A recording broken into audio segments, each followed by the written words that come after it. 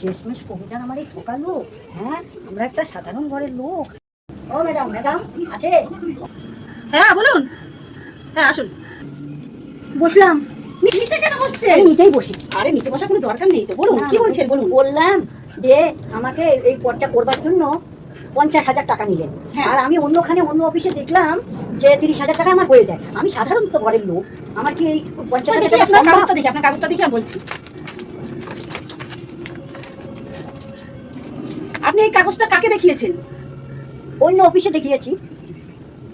আপনি জানেন না তাই অন্য কারোর কাছে গেলে এইটা মানে বলবে ওরা ওরা যেহেতু আমি এখন করে দিয়েছি তাই আপনাকে এখন বলবে। আমরা তো ওনাদের দিকে কেন করালেন না, তাই এখন আপনাকে কম বললেন, বুঝেছেন?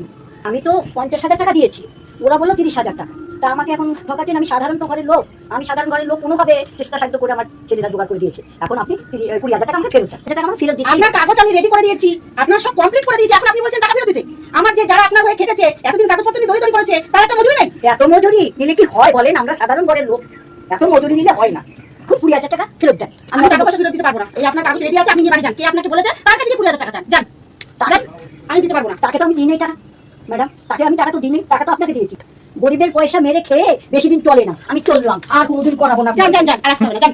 এসেছিল কিসের জন্য? প্রথমেই ওদের কাছে যেতেন, আমার কাছে কেন এসেছেন?